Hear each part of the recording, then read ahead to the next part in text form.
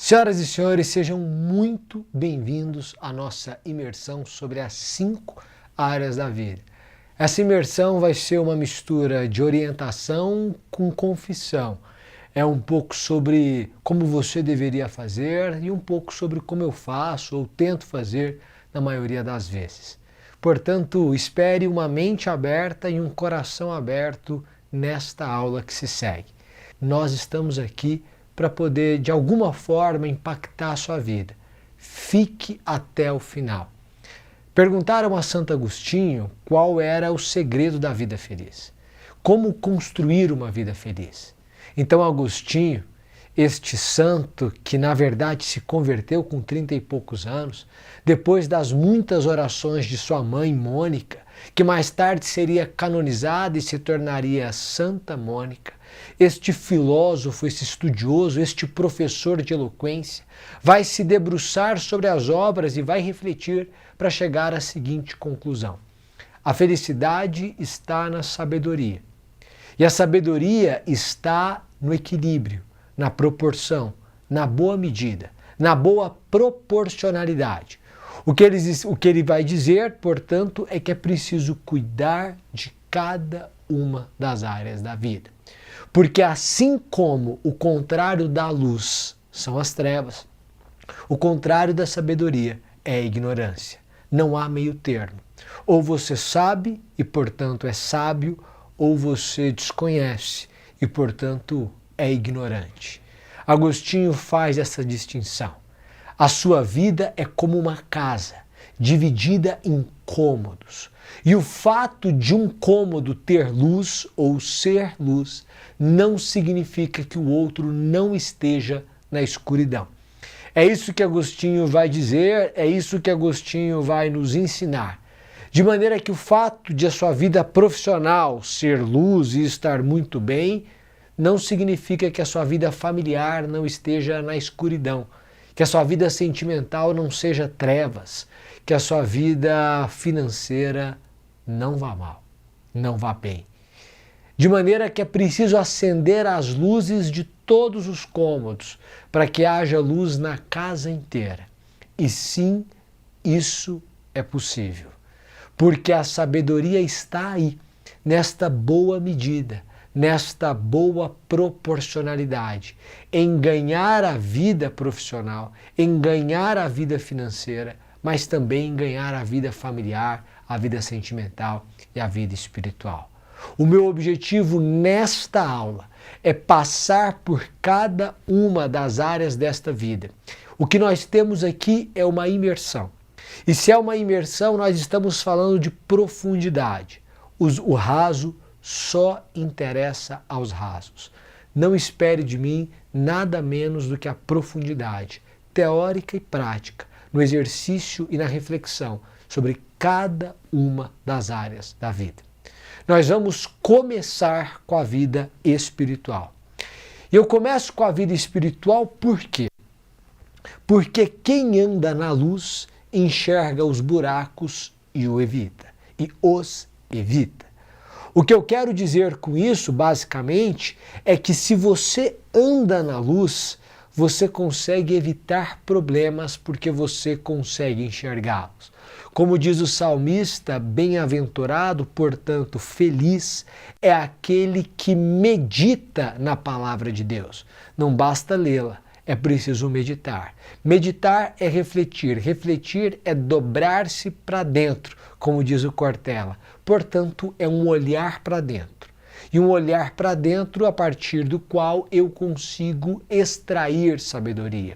Esta é, em última análise, a maiêutica socrática. Eu não respondo a sua pergunta, eu lhe trago uma outra pergunta a partir da sua, para que você responda a si mesmo, reiteradas vezes, até descobrir a resposta que procura dentro de você. Na introdução da obra O Banquete, de Platão, relata Platão que no caminho para a casa de Agáton, Sócrates para, afasta-se de todos, coloca-se sozinho do outro lado da rua e põe-se a refletir. E diz Platão, porque era costume de Sócrates apartar-se de todos, por si só e colocar-se a refletir. É por isso que Sócrates é Sócrates e você é você. Quando no fim da vida Sócrates é sentenciado, vão dizer a ele: ou você para de influenciar os jovens, ou você para com as suas reflexões, ou você para com essa vida reflexiva, ou você morre. E ele vai dizer: não vale a pena viver sem refletir. E, portanto, ele é sentenciado à morte. O mundo que condena Sócrates à morte não é um mundo confiável. Não espere sabedoria do mundo, porque o mundo matou Sócrates. Não espere bondade do mundo, porque o mundo matou Jesus. Nós precisamos ir além do mundo. E essa é a busca da vida espiritual. Eu quero que você passe a refletir. Samer, mas por que reflexão? Porque a maioria dos problemas que nós experimentamos são problemas que seriam evitados se nós tivéssemos refletido. Alguns problemas, todos nós passamos por eles, sejamos bons ou maus, sejamos sábios ou tolos, sejamos precavidos ou não. Porque o sol nasce sobre o justo e o injusto, mas a maioria dos problemas não. Eu sempre gosto de dar o exemplo do estudante de direito. O sujeito ingressa na faculdade de Direito, ele já sabe do mercado super competitivo que o aguarda após formado. Qualquer pesquisa no Google lhe dirá que há um advogado para cada 164 pessoas no Brasil, aproximadamente. Uma conversa com pessoas recém-formadas lhe trará a seguinte informação: um advogado recém-formado ganhará R$2.000 por mês.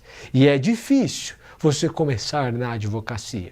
E para passar em um concurso, o melhor momento para começar a estudar é hoje, no primeiro dia do primeiro período da faculdade de Direito.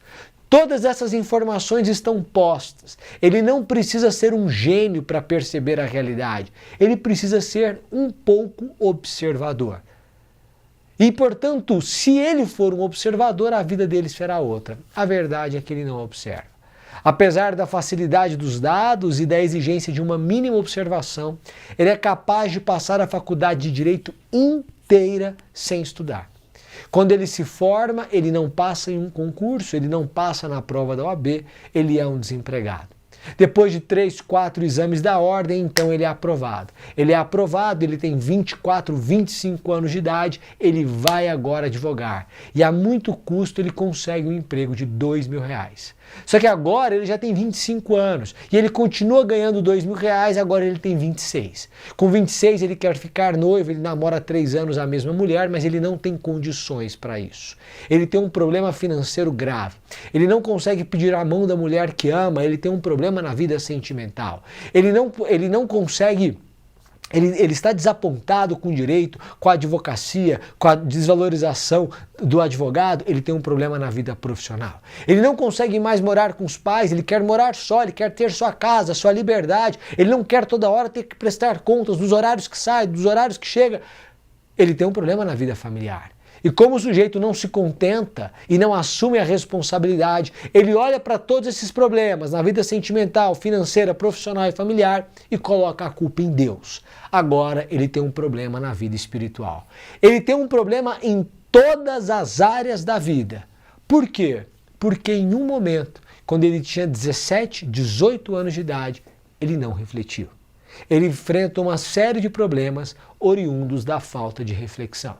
Um amigo dele, que estudou na mesma faculdade que ele, que fez aquela reflexão, saiu da faculdade, é procurador, saiu da faculdade, é defensor, saiu da faculdade, é analista, ele ganha R$20.000 por mês.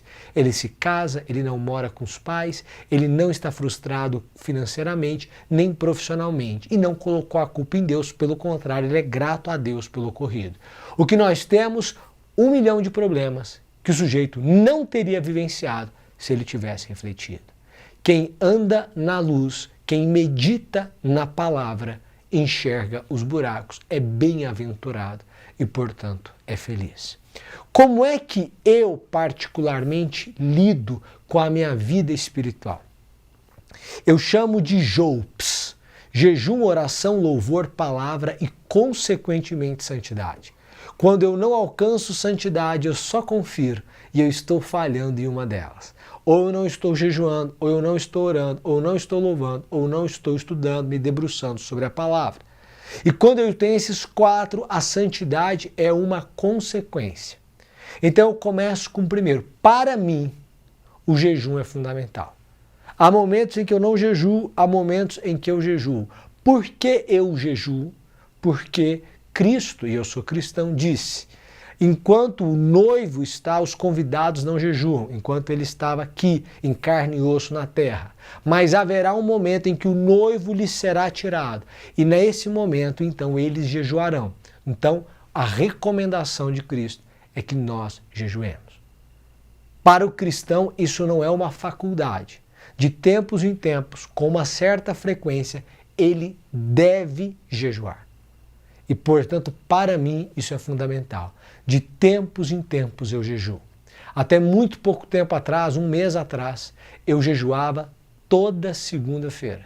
Agora eu pretendo fazer jejuns temáticos, sem prejuízo deste jejum que seja um jejum corriqueiro. Um jejum temático é, por exemplo, vou fazer 21 dias de jejum, 12 dias, 10 dias, uma semana, um mês, 90 dias, enfim. Mas o primeiro requisito para mim, você pode não adotar isso, é a sua vida, é o jejum. O segundo elemento é oração. Por quê? Porque oração é conversa com Deus. Quando você ora, você fala com Deus. Quando você lê a palavra, Deus fala com você. Quando eu falo em oração, é uma oração de intimidade, é uma oração de atenção, é uma oração de cuidado, é uma oração em que há uma confissão a Deus. Isso traz proximidade, porque está escrito: achegai-vos a mim e eu me achegarei a vós. Como é que eu organizo? Eu faço isso como uma atividade do dia. Se você abrir o meu celular, notas, você vai perceber dentro da rotina que há um espaço destinado para devocional. Esse espaço é de 30 minutos, às vezes um pouco mais, às vezes um pouco menos, mas é de 30 minutos por dia. Então, por exemplo, antes de começar o dia, às 5h30 da manhã, quando eu acordo, 5h30 da manhã, eu vou para o meu oratório, eu tenho um oratório em casa, e neste oratório eu faço a minha oração de 30 minutos. É muito fácil você gastar 30 minutos em uma oração. Como? Basta você colocar diante de Deus as áreas da sua vida, a sua família, as suas petições, a sua gratidão. Então você agradece a Deus. O todo, você abre o seu coração, a sua adoração. Quando você vê, você passou dos 30 minutos até. Então essa dificuldade de gastar os 30 minutos orando é uma dificuldade que não vai se sustentar ou não vai continuar se você criar o hábito. Às vezes, a minha devocional não é em oração, às vezes é em louvor. Às vezes a minha devocional, ou meu devocional, segundo o português formal, me parece que é meu devocional, vai exigir uma distribuição. Eu faço 10 minutos de oração, 10 minutos de leitura da palavra, 10 minutos de louvor, e foram os 30 minutos. Às vezes eu vou a uma missa, e a missa tem a duração durante a semana de 40 minutos mais ou menos. E eu assisto à missa, eu participo da missa. E, portanto, ali está o meu momento com Deus diário. O que você precisa entender é que o que não está na sua agenda não está na sua vida. Preste atenção no que eu vou te dizer. O que não está na sua agenda não está na sua vida. A vida é uma expressão do tempo. Quem vive 80 anos, vive 80 intervalos de 365 dias.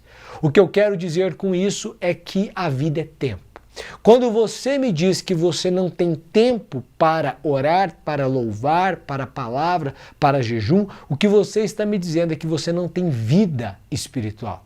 E quem não tem vida espiritual tem morte espiritual, porque o contrário da sabedoria é a ignorância, o contrário da luz são trevas. O que quero dizer, portanto, é que se você não tiver um tempo na sua agenda para isso, você não tem vida espiritual. Você pode ter vontade de ter uma vida espiritual, é diferente. Mas para ter vida espiritual, você vai ter que colocar na sua agenda. Então, quando eu penso em oração, eu penso neste momento. E aí a gente avança para o louvor. Então, dentro do meu devocional diário de 30 minutos por dia, eu terei tempos de louvor. E aí, o que eu quero dizer a você, eu digo para mim também. No momento em que você louva, é preciso que você preste atenção naquilo que você está dizendo, naquilo que você está cantando. Porque caso contrário, você não louva, você se perde, você está na melodia, você não presta atenção naquilo que está dizendo. Há um determinado trecho em Confissões de Santo Agostinho em que ele pede perdão. Foi a primeira vez que eu vi isso. E eu achei extraordinário porque foi o momento em que eu compreendi a razão disso. Ele pede perdão a Deus por ter ido a uma celebração e ter cantado sem ter prestado atenção na música, na letra. Dele ter se envolvido na melodia e simplesmente não ter prestado atenção nas palavras que proferia. Porque, de fato, ele havia até se emocionado, ele havia sido conduzido pela melodia, inebriado pela melodia, se emocionado pela melodia, mas ele não havia efetivamente louvado a Deus ali. O pensamento dele estava perdido, estava no ar. Faltou louvor. Se você começar a prestar atenção nisso, você efetivamente vai louvar a Deus. Eu estou na vida espiritual, é a primeira das áreas da vida. Eu quero que você preste atenção. E aí a gente vai para a palavra. Quando eu falo de palavra, para quem é cristão, Bíblia. Se você tem outra religião, a palavra da sua religião. As escrituras da sua religião. Mas não somente a Bíblia, mas os livros que interpretam a Bíblia, os livros que contam histórias de pessoas que são cristãs, livros de caráter religioso. É bom ler os dois, mas é fundamental ler a Bíblia. Só que é importante que você leia quem faz interpretações da Bíblia ou quem pega um tema da Bíblia e trata sobre aquele tema. Por quê? Porque você vai se inspirando. Quando você lê, por exemplo, a biografia de São Francisco de Assis, você percebe o que é entrega. Quando você lê Confissões de Santo Agostinho, você entende o que é ser cristão de verdade. Quando você lê O Impostor que Habita em Mim, de Brennan Manning, você vai perceber que todo mundo tem uma máscara. Então é claro, para nós, para quem é cristão, a leitura da Bíblia, mas não só a leitura da Bíblia. Entenda, não é quem lê a palavra que edifica a casa sobre a rocha. É quem lê a palavra e a pratica que edifica a casa sobre a rocha. É preciso ler e colocar em prática. Ler, meditar e aplicar. Porque senão é um conteúdo vazio. É por isso que, por exemplo, no nosso grupo eu sempre trago um desafio ao fim de cada aula. Cada aula no nosso grupo tem 30 minutos. E aí eu faço um desafio. Um desafio para a pessoa colocar em prática aquilo que nós tratamos na aula. Por quê? Porque eu preciso que ela pratique, viva, construa sobre a rocha. E aí você entende o quarto elemento, que é a palavra. O quinto elemento é consequência. Eu estou falando de santidade. Jejum, oração, louvor, palavra e, consequentemente, santidade. Jobs. Samer, você não erra? Erro, erro muito, erro sempre, erro reiteradamente e me envergonho dos meus erros. Há momentos da minha história dos quais eu me envergonho profundamente. É verdade. Mas isso não muda um fato. Sempre que eu erro, sempre que eu tenho uma queda, sempre que eu olho para mim e tive uma atitude da qual me envergonhei, eu olho para esse critério e eu percebo, eu estou falhando no jejum, na oração, no louvor, ou na palavra, ou em todos. E atente-se, comunhão. Quão bom que os irmãos vivam em comunhão. Frequentar a igreja, vivenciar a igreja, estar em comunhão, fundamental, para que um apoie o outro. Ah, eu tive uma experiência ruim na igreja.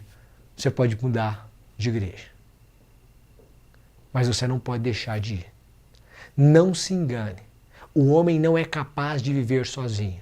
A minha espiritualidade, sou eu em casa, eu faço as minhas orações, é a minha relação com Deus. Você ficará fraco. Você precisa de gente. Tá? Se nós somos, para quem é cristão, o corpo de Cristo, então este corpo tem que estar reunido.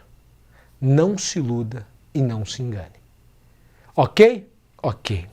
Superada a primeira área da vida que eu quero tratar com vocês, eu avanço para a segunda área da vida. Eu quero falar neste momento sobre vida familiar. Porque não existe vida feliz com vida familiar infeliz. Você pode me dizer, Summer, eu acho que a minha família é disfuncional, e provavelmente ela é em alguma medida disfuncional. Mas isso não me autoriza ou não autoriza você a afirmar que você não precisa de família.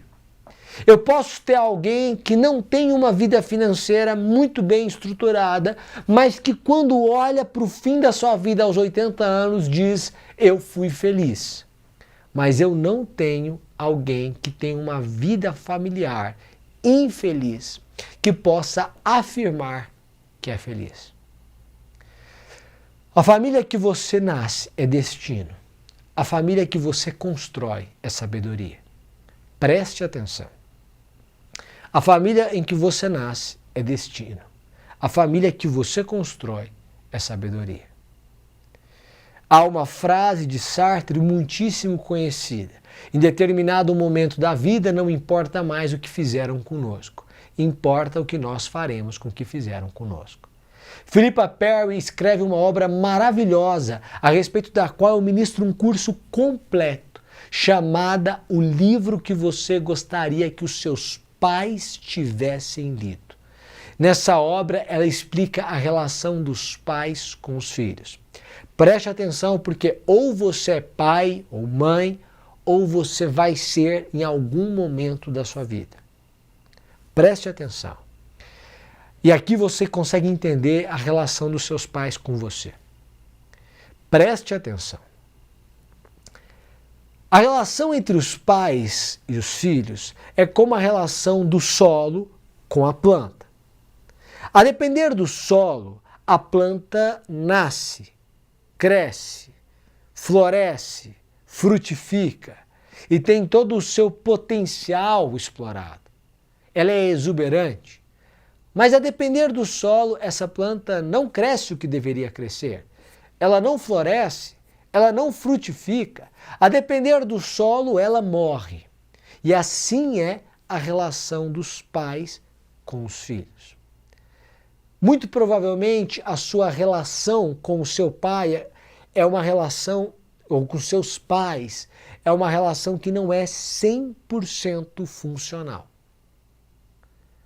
O que isso quer dizer? Quer dizer que, de alguma forma, os seus pais acabaram, sem querer, limitando o seu potencial de crescimento, de florescer, de frutificar.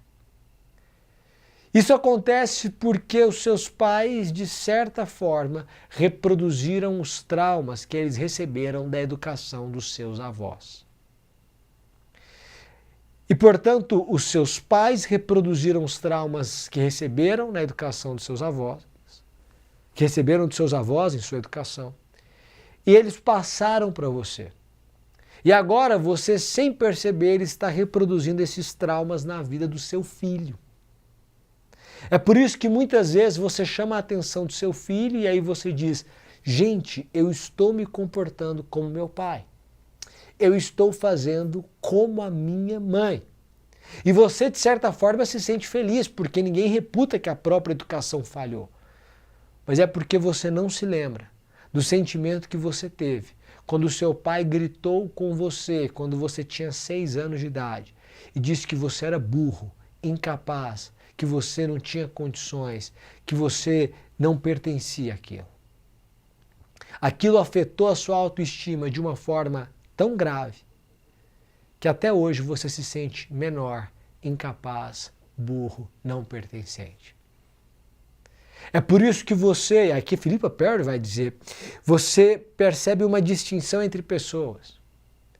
Porque uma pessoa com a autoestima 100% curada, ela não consegue ver distinção entre pessoas que estão acima ou abaixo dela. Porque ela só consegue ver pessoas. Ela trata o presidente da República e o porteiro do prédio da mesma forma, porque são pessoas, são iguais. Mas uma pessoa com a autoestima abalada, porque teve uma criação de certa forma disfuncional, ela faz essa distinção. Ela pode até tratar o porteiro bem, o garçom bem, o seu subordinado bem. Mas quando ela está diante de alguém com muito poder econômico ou político, essa pessoa se inibe. Ou com muita fama, ela se inibe. Porque ela se percebe abaixo daquela outra. Ela não se percebe como igual. E aí ela perde a naturalidade, aí ela perde a tranquilidade, aí ela perde a autenticidade. Por quê? Porque ela se enxerga abaixo. O que eu quero dizer a você é que, primeiro, é possível curar isso aí. O segundo é que você não pode passar para o seu filho o trauma que você recebeu dos seus pais. Guarde isso. Não passe, não reproduza os traumas que você recebeu dos seus pais na vida dos seus filhos. Philippa Perry vai dizer o seguinte: às vezes, você, diante de uma situação do seu filho, não está reagindo ao presente, mas você está reagindo ao passado. Aquilo aconteceu com você e houve uma reação do seu pai, e quando você vê o seu filho fazendo a mesma coisa que você fez, então você reage da mesma forma. E aquilo é o seu pai, e aquilo é a sua mãe, aquilo é você reagindo ao seu passado. E aí a gente tem essa oportunidade de não reproduzir os traumas da educação que nós recebemos dos nossos pais. É isso que eu quero pedir a você. Eu quero que você interrompa esse ciclo. É por isso que o nome da obra é O Livro que Você Gostaria que os Seus Pais Tivessem Lido. E os seus filhos ficarão gratos por você ler. Eu sei que muitas vezes a família nos decepciona. E quando a família nos decepciona, nós temos a tendência de querer nos isolar. Eu quero me isolar. Eu não quero ter contato com as pessoas. Eu quero me afastar das pessoas. Mas entenda, o isolamento não é a cura. O isolamento não é a solução. O isolamento não é a libertação. Pessoas nos ferem, mas pessoas nos curam. Pessoas nos aprisionam, mas pessoas nos libertam. Nós precisamos de pessoas, porque senão nós sentiremos solidão. A Philippa Perry vai dizer que a solidão é um sentimento. Quando você precisa de comida, você sente fome. Quando você precisa de bebida, você sente sede. Quando você precisa de gente, você sente solidão. E, portanto, a sua solidão não será curada nos livros, ela não será curada nos cursos, ela não será curada em qualquer outra atividade, ela será curada com gente. Em atividades que coloquem você em contato com gente. E então você construindo uma família. Summer, mas você falando em família. Quando você fala em família, eu não tive pai, eu não conheci o meu pai, eu tenho uma mãe, ou eu perdi a minha mãe, agora somos eu e meu irmão, não importa. Família pode ser você e seu irmão, você e seu filho, você e seus filhos, você e seu marido, você e sua esposa, pode ser você e mais uma pessoa. Não importa qual é a sua constituição atual de família. O que eu quero lhe dizer é que este núcleo deve ser um núcleo de amor, de aconselhamento, de orientação, de acolhimento, de apoio, de instrução. Muitas vezes o sucesso profissional, o sucesso financeiro, ele é explicado por uma família estruturada. Uma família que apoiou aquele sujeito enquanto ele estudava, por exemplo, para se tornar médico, e agora ele é. Mas isso só foi possível porque a vida familiar contribuiu para a vida profissional. Deixa eu lhe dizer uma coisa. Uma área da vida influencia em outra área da vida. Elas são independentes entre si, mas uma influencia a outra. Quando eu digo que elas são independentes entre si, o que eu estou dizendo basicamente é o seguinte: o fato de existir um problema em uma área da vida não impede que surja outro problema absolutamente independente, mas concomitante, em outra área da vida. O sujeito é demitido, problema na vida profissional, e na mesma semana descobre uma doença na família, problema na vida familiar. As causas são absolutamente independentes, mas coexistem. Deu para entender? Deu para entender. Uma área da vida não respeita outra área da vida. Mas, inclusive você percebe isso na biografia do Elon Musk, não nesta última, na anterior. Conta o autor que quando o Musk se casa pela primeira vez, os executivos da companhia esperam ele pegar o avião. E quando ele fica sem sinal, porque ele está no avião, e o voo era um voo de 10 horas, eles convocam uma reunião do conselho e o destituem do cargo de CEO. Quando ele pousa, ele recupera o sinal da internet, ele recebe um e-mail com a notificação informando de que ele havia sido destituído do cargo de CEO. Ele estava em um momento importante na vida sentimental, havia acabado de se casar. Mas não houve um respeito da vida profissional. Ninguém quis saber. Aproveitaram um momento para destituí-lo. Uma área não respeita outra área. Agora eu quero que você entenda, uma área influencia em outra área. Como eu disse a você, é a vida familiar, por exemplo, que muitas vezes explica o sucesso profissional.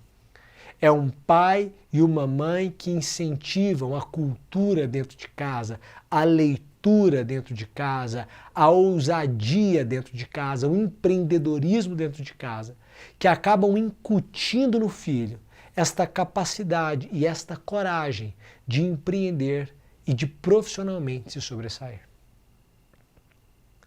Eu não sei como foi a sua família, mas eu sei como ela pode ser. A sua família pode moldar a sua vida espiritual, a sua vida familiar, a sua vida financeira, a sua vida profissional, a sua vida sentimental.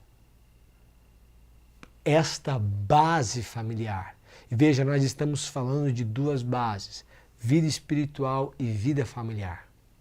Elas vão influenciar diretamente naquilo que você vive. Preste atenção. As áreas estão ligadas entre si, apesar de elas serem independentes. Como é que eu cuido da minha vida familiar? Tempo. Eu já disse isso a você antes. A vida é uma expressão do tempo. Como eu cuido da minha vida familiar? Tempo. Como assim, Samer? Tempo. Reservando tempo. Algo que me incomoda muito é pensar, eu não estou tendo tempo para as minhas filhas. Aí o que eu vou fazer? Eu vou parar, eu vou me organizar para ter tempo. Eu vou negar convite de palestras. Ah, palestra é o fim de semana. Eu vou negar convites para masterminds. Eu vou negar convite de trabalho. Ah, você poderia estar se dedicando no escritório e estar sendo muito mais remunerado, muito melhor remunerado até no escritório. Eu entendo, eu concordo, você tem razão. Mas se construir uma profissão é destruir a minha família, eu estou na profissão errada ou na intensidade errada. E eu preciso calibrar. Então eu olho para o meu tempo. Eu digo, eu quero almoçar com as minhas filhas, eu quero jantar com as minhas filhas, eu quero ter o fim de semana com as minhas filhas. E isso com os meus pais, eu vou visitar os meus pais, eu quero ter tempo com a família, com a minha esposa. Eu só não falei de esposa aqui porque eu coloco dentro da vida sentimental e a gente vai chegar lá. O que eu quero que você perceba, quando você organiza a sua agenda, dizendo assim, aos domingos eu almoço com os meus pais, uma vez por dia eu ligo para os meus pais, então eu estou criando vida familiar. Summer, mas se eu ligar para o meu pai hoje, vai faltar assunto. Se eu começar a ligar diariamente para minha mãe, não vai ser natural. Não vai ser natural no início. Se você começar a ligar todos os dias para sua mãe, ela vai estranhar se você nunca liga. Mas se você passar a fazer isso todos os dias, nos próximos 90 dias, ela nem se lembrará mais de como era antes. Para ela terá se tornado natural, ou se tornará natural receber a sua ligação diariamente. Faça o que é bom, mas não é natural, até se tornar natural. Se as terças-feiras é o dia da pipoca com seus filhos, se eles têm mais de 5 anos, se as quintas-feiras é o dia de pizza em casa, se aos sábados é o dia de piscina com seus filhos, isso agora não é natural, porque você não sabe se é natural, se não é natural, porque vocês não têm o costume. Se você estabelecer isso organizadamente, você vai começar a desenvolver a sua vida familiar, laços, memórias, instruções e amores que ainda não existem. Você vai perceber isso. Por quê? Porque se você tirar o celular da mão e colocar o celular em outro ambiente, e então você ir ali para a piscina com seu filho, ou sair com seu filho para tomar um sorvete, algum assunto vai rolar, alguma coisa vai acontecer. E aí vocês vão se ligar cada vez mais. O seu filho tem 12 anos de idade? Tenha tempo com seu filho. Saia para almoçar com ele, combine com ele, celulares fora da mesa, celulares na bolsa, celulares no porta-luvas do carro. Agora é o momento de vocês. Assuntos surgirão. Você vai se tornar um dos melhores amigos do seu filho, sem prejuízo do respeito que ele lhe dirigirá. E isso vai fazer com que você evite problemas, com que você seja o maior conselheiro do seu filho, com que você o instrua no bom caminho. Você criará um adulto preparado para a vida. Cuidado! Muitas vezes o seu filho não precisa de presente, ele precisa de presença. Muitas vezes o seu filho não precisa de herança, ele vai aprender a trabalhar. É mais importante que você ensine o seu filho a importância do trabalho do que você deixar para ele herança. O trabalho é mais importante do que a herança. Porque se o seu filho souber trabalhar, ainda que você não deixe herança, ele conseguirá se sobressair. Mas se o seu filho não souber trabalhar, ainda que você deixe herança, ele a perderá. O tempo Na internet, vemos com seu filho, o tempo que você gasta com o seu filho, é um tempo que é fundamental para que ele seja instruído. Vocês serão amigos, vocês serão próximos e ele será muito mais bem-sucedido. A sua vida familiar também. O tempo que você gasta com seus pais, fará com que você aprenda muito mais, fará com que vocês sejam mais unidos, fará com que vocês sejam mais próximos. E agora entenda, para quem é cristão ou judeu, o primeiro mandamento com promessa é este: honra o teu pai e a tua mãe, para que te vá bem e tenha longos dias sobre a terra. Honrar não é uma faculdade, é um mandamento. Você pode não ter essa proximidade porque eles foram ausentes, mas você pode honrá-los. Às vezes com o silêncio, às vezes com a instrução, de outras formas. Mas isso não é uma faculdade, é uma necessidade. Agora a gente avança. E avança para a próxima área da vida, que é a vida sentimental. Para mim, essa é talvez a área mais difícil da vida de uma mudança imediata. Por quê? Porque para todas as outras é necessário tão somente uma decisão individual. Ou seja, eu posso virar para você e dizer: a partir de amanhã eu vou fazer 30 minutos de oração diária. É uma decisão individual. Você pode virar para mim e dizer: a partir desta semana, então, eu vou visitar os meus pais diariamente, eu vou mandar uma mensagem para minha mãe todo dia. É uma decisão individual. Você pode dizer para mim que você vai fazer pós-graduação, que você vai fazer mestrado, que você vai fazer doutorado e você vai investir na sua vida profissional. Você pode dizer para mim que você vai poupar 10% do que você ganha e essa é uma decisão individual que afeta a vida financeira. Agora, vida sentimental só existe quando nós estamos diante de uma outra pessoa que tope a empreitada. Não existe vida sentimental solo. Não existe vida sentimental em que eu tenho uma ideia de um relacionamento e ele existe. Não. Eu preciso de alguém, eu preciso que alguém tope essa empreitada comigo. E, portanto, ela é mais difícil porque precisa de uma outra pessoa. Eu fui me debruçar sobre algumas obras. Eu me debrucei sobre as 5 linguagens do amor, do Gary Chapman. Há um curso completo sobre as 5 linguagens do amor dentro do nosso grupo. Depois eu me debrucei sobre amor líquido de Bauman, que também tem um curso completo que está dentro do nosso grupo. E eu me debrucei sobre Platão em um banquete. E há um trecho, e há uma explicação maravilhosa sobre o amor. Em um banquete, eles vão discutir ou eles vão fazer elogios ao amor. Cada um traz a sua concepção de amor, o que seria amor para ele. Até que chega o momento de Sócrates. E Sócrates vai dizer: olha, o amor não é isso que vocês estão dizendo. O amor busca aquilo que não tem.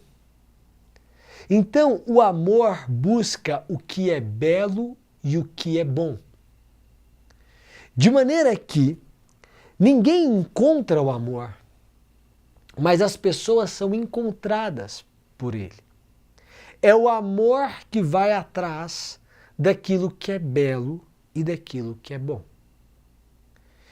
E então eu vou atrás porque eu desejo aquilo que não tenho. Eles fazem uma outra pergunta a Sócrates. Bom, se eu desejo aquilo que eu não tenho, e o amor é este desejo, quando tenho, não desejo mais. E acabou o amor. Como você então explica casais que continuam juntos e continuam se amando? Porque você pode me dizer que é raro um casamento em que, depois de 50 anos, os casais ou o casal continue apaixonado, gostando realmente um do outro. Mas, ainda que você me diga que isso é raro, você é incapaz de me dizer que isso não existe. Você vai me dizer: existe. Ora, se existe, é possível. Sim. Então, como é possível que o amor continue se o amor é o desejo do que é belo e do que é bom? E se é um desejo, quando eu tenho ou não desejo mais? Fizeram essa pergunta a Sócrates. E Sócrates vai dar a seguinte explicação. Ele vai dizer o seguinte: quando você tem uma pessoa, você tem essa pessoa hoje, mas você não tem a garantia de que você possuirá esta pessoa amanhã. E, portanto, no amanhã você ainda não a possui. Você deseja possuí-la amanhã. É por isso que o amor persiste. De maneira que se eu estou com uma pessoa e eu desejo que essa pessoa continue comigo amanhã, eu continuo amando esta pessoa hoje. Baseado nisso, eu cunhei a seguinte frase: o que não tem futuro não merece o presente. Quando você está com alguém e você não vê amanhã com essa pessoa, o que acontece de fato é que você não ama essa pessoa no presente. É por isso que eu explico que o amor eros só se mantém com a admiração. Se você perde a admiração pela pessoa com quem você está, você deixa de ver futuro com ela, porque você não se enxerga no futuro com ela. E se você não se enxerga no amanhã com ela, o amor morre hoje. E se o amor morre hoje, então acabou o relacionamento. Preste atenção. Qual é o conselho então para solteiros? Alimente as suas se o amor busca aquilo que é belo e é bom, alimente as suas belezas e bondades, e o amor o encontrará. E se o amor só se mantém quando eu desejo continuar com essa pessoa, e eu só desejo continuar com essa pessoa porque eu a admiro, e eu a admiro apenas porque ela continua investindo em suas belezas e bondades, já vou explicar em todos os sentidos. Então, invista em suas belezas e bondades, você que está em um relacionamento sério. Então, quer você seja solteiro, quer você seja noivo, quer você vive em união estável, quer você seja casado, invista ininterruptamente em suas belezas e bondades, e o amor continuará com você. A uma, porque você se tornará irresistível. A duas, porque você se tornará continuamente desejável. Porque a pessoa desejará estar com você amanhã, e isso fará com que o amor continue hoje. Certo? Certo. Ora, compreendi perfeitamente. Mas você disse que é para eu alimentar a minha beleza e a minha bondade. O que é a beleza e o que é a bondade? Quando eu falo em beleza em todos os sentidos. Beleza física, beleza intelectual, beleza emocional, beleza espiritual e beleza social. São 5 belezas. A primeira beleza é a beleza física, é a beleza vulgar, que você conhece. Quando você fala em beleza, na expressão coloquial, vulgar, na expressão comum, você entende que é a beleza física. Então é você cuidar da sua estética. Ah, Summer, o amor é muito mais do que isso. O amor é muito mais do que isso, mas também é isso. Sempre que você encontrar um discurso de aversão à beleza estética, dizendo que o amor não precisa disso, saiba, nós não estamos tratando de amor eros, porque o amor eros precisa, pelo menos em alguma medida, disso. Investir em sua beleza física é tornar-se, do ponto de vista de eros, mais desejável e, portanto, mais amável, mais amado.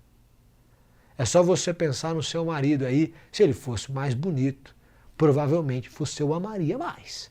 Não estou dizendo que você não ama, mas se ele fosse mais bonito, se ele estivesse no shape, você amaria o seu marido mais. Amaria ou não amaria? Amaria. Se a sua esposa fosse mais bonita, esteticamente, com maior cuidado com o corpo, você provavelmente a amaria mais. Não precisa responder, só põe na sua cabeça e entenda. Por quê? Porque parte do amor é a beleza. O amor busca aquilo que é belo. Beleza é também beleza física. A segunda das belezas é a beleza intelectual. Há quem fale, olha, inteligência é afrodisíaco. E é verdade. A inteligência é apaixonante. E aí, é legal a gente perceber isso, porque isso nos faz entender por que algumas pessoas são entediantes apesar da beleza física. É porque falta beleza intelectual. Gente que não está lendo um livro, gente que não procura crescimento de forma alguma, gente sem ambição, gente sem cultura, vai ficando aquela gente rasa. E isso é entediante, isso é desapaixonante, isso é o fim. O que eu quero lhe dizer é, eu não sei se você está lendo um livro neste momento, mas se você não está lendo, você está perdendo uma grande oportunidade. A leitura de um livro é uma atividade contínua, tem que fazer parte da sua rotina, ainda que seja a primeira atividade do dia ou a última da noite, antes de dormir ou ao acordar, ainda que seja uma atividade logo após o almoço, ou que seja o seu programa de sábado de manhã, tem que estar na sua rotina a leitura. Porque isso é alimentar a sua beleza intelectual. Fazer um curso é alimentar a sua beleza intelectual. Fazer um curso, participar de um congresso, viajar para ambientes culturais, visitar museus, tudo alimenta a sua beleza intelectual. Isso faz de você uma pessoa mais bela. É só você imaginar que você conheceu uma pessoa muito bonita fisicamente. E então vocês saem para jantar e de repente você encontra um amigo seu que é estrangeiro, um conhecido, uma pessoa que você conheceu na Itália, um italiano, que o serviu num restaurante. Ou então você encontra um amigo seu que se casou com um italiano, com uma italiana, com um francês, com um alemão. E a pessoa que você está conhecendo está ali com você. E eles chamam vocês para sentarem juntos. E de repente você percebe que a pessoa que está com você fala italiano. E ela começa a falar em italiano com os dois na mesa. E você olha e fica encantado. Ela se tornou mais bonita do que era antes de começar a falar. Porque ela mostrou ter uma beleza intelectual que a distingue da maioria das pessoas. A segunda acepção da beleza é a beleza intelectual. Eu preciso que você tenha beleza física, beleza intelectual. Mas há 5 belezas. A terceira das belezas é a beleza emocional. Gente equilibrada. É muito difícil você manter a admiração diante de pessoas com desequilíbrio emocional. Aquela pessoa que do nada começa a gritar com você, brigar com você, ela é grossa com você. Ela vai feri-lo com as palavras, ela tem um temperamento difícil, agressivo. Ela pode ser bonita, ela pode ser genial, mas ela é insuportável. E, portanto, a beleza que ela tem física e a beleza que ela tem intelectual, essas duas belezas vão por água abaixo porque ela não tem beleza emocional. A convivência com ela é insustentável. Esse é o terceiro elemento da beleza. O quarto elemento da beleza é a beleza social. Social. Preste atenção porque a beleza social é uma beleza talvez mais rara e é uma beleza mais difícil e que explica o fato de muitos solteiros continuarem solteiros. Eu vou te explicar. Beleza social é essa capacidade que você deve ter de ser sociável, de ser simpático, de ser empático, de ser aquela pessoa que conversa, que aborda, que se preocupa com o outro. Você conhece uma pessoa, você sai para jantar com ela, e aí no fim de semana há um jantar na casa de uns amigos, e você começou a ficar com aquela pessoa, e fala, olha, vai ter um jantar no amigo meu, vamos, vamos. Ela vai com você. Quando ela chega, ela é super educada com todo mundo. Ela leva um vinho para o dono da casa, ela dá atenção para quem está ali presente, as pessoas vão perguntando, ela responde, ela é educadíssima, ela é humilde, ela é polida, ela é simpática, ela é engraçada. E aí, todo mundo sai encantado com ela. Sua amiga te liga no dia seguinte e diz, não, pode casar com essa pessoa. Por quê?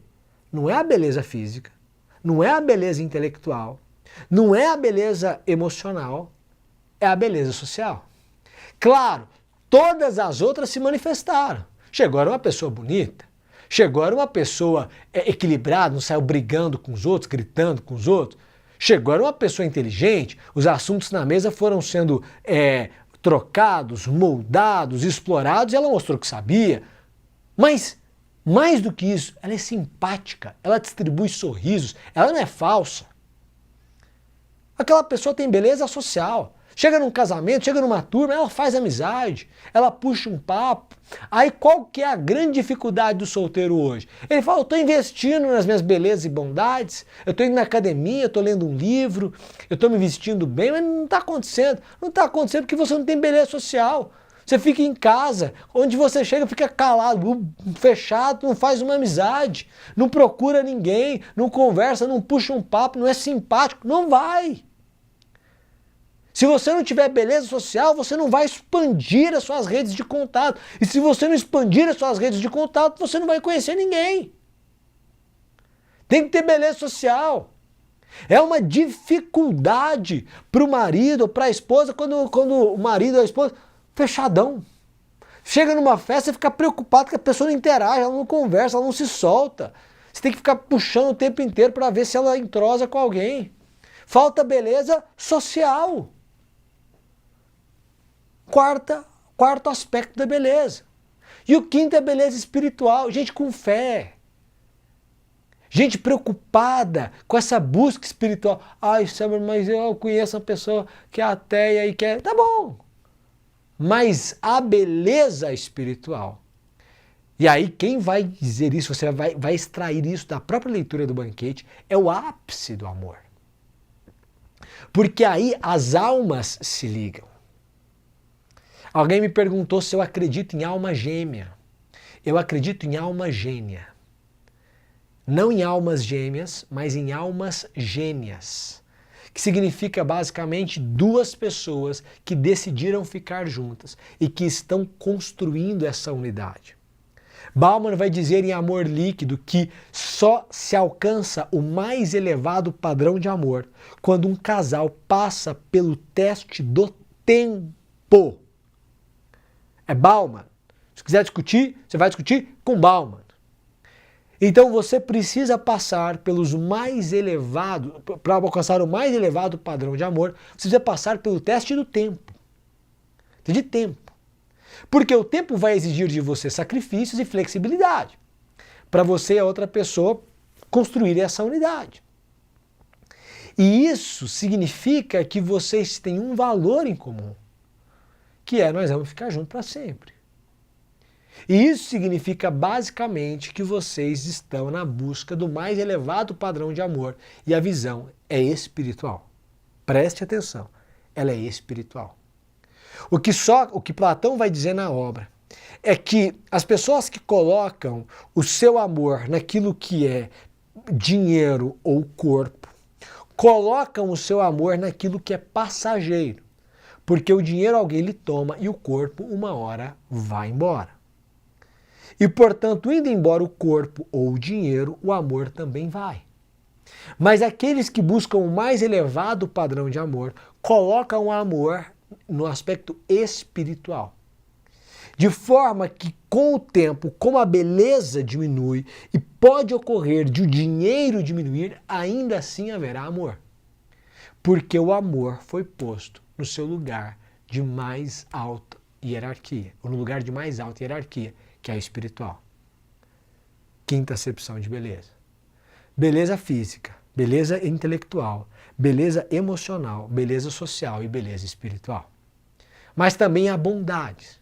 E bondade em todos os sentidos. Bondade como competência, ele é bom no que faz. E bondade como retidão de caráter, ele tem bom coração. Preste atenção no que eu estou te dizendo aqui. Você vai conhecer uma pessoa e imagine que você esteja casado com uma pessoa e ela, do ponto de vista profissional, na atividade que ela faz, a mulher se dedica ao lar, ela é dona de casa, não tem problema. Ela é dona de casa, não tem problema. Mas você entra na casa, ela transformou aquilo ali num lar. Está impecável, educação dos filhos, gestão do lar. Ela optou, a escolha dela é admirável como ela cuida daquilo. Ou não, ela é empresária, ela é empreendedora, não interessa. Ela é boa no que faz, ele é bom no que faz. Pessoas que são competentes profissionalmente são pessoas admiráveis. O amor eros só sobrevive com a admiração. O oxigênio do amor eros é a admiração. Se não houver admiração, o amor vai morrer. Segundo, bom coração. Bondade no sentido de retidão de caráter. Você admira uma pessoa que é honesta. Você admira uma pessoa que tem valores parecidos com os seus, ou pelo menos valores ideais que você gostaria de ter mais sólidos em você mesmo. E essa bondade torna essa pessoa admirável. E isso faz com que ela seja ainda mais apaixonante. Agora imagine você, que é solteiro, cruzar com alguém que tem beleza física, intelectual, social, emocional, espiritual, bondade como competência e bondade como retidão de caráter. Essa pessoa é irresistível. Pois é, esta pessoa pode ser você. E você que é casado é a mesma coisa. Esta pessoa tem que ser você. Você deve se tornar irresistível. Aí, meu filho, quem está solteiro é só aparecer, que é muito da beleza social. É aparecer, é circular. Porque se você circular, você já se tornou irresistível, as coisas vão acontecer. O meu conselho a você que é casado, solteiro, que tem um compromisso ou não, é o mesmo. Invista ininterruptamente em suas belezas e bondades. Eu olho para a minha vida muitas vezes e quando eu olho para a minha vida eu penso, estou investindo na minha beleza? Estou lendo um livro? Eu estou cuidando do meu corpo? Estou indo à academia? Estou tentando me alimentar melhor? Eu estou procurando ser mais equilibrado? Estou meditando? Eu estou procurando essa beleza espiritual? Eu estou sendo educado, simpático com os colegas, com os amigos da minha esposa? Eu tenho melhorado profissionalmente? Eu tenho melhorado os meus valores? Porque esta atenção progressiva nas belezas e bondades que fazem com que você mantenha um relacionamento aceso. Eu quero que você preste atenção nisso, porque eu quero que você cuide da sua vida sentimental. Agora, a gente avança para a vida profissional. Essa é a quarta área da nossa vida que a gente trata aqui hoje. Vida profissional. A verdade é que vida profissional como é que eu vou te dizer, é uma área da vida que vai exigir de nós respostas a pelo menos 3 perguntas que todo estudante deveria fazer aos 17 anos, a maioria deles não faz, praticamente ninguém faz. E isso conduz a diversos arrependimentos ao longo da vida. Por quê? Porque a profissão, quando você a escolhe, ela ganha contornos de definitividade.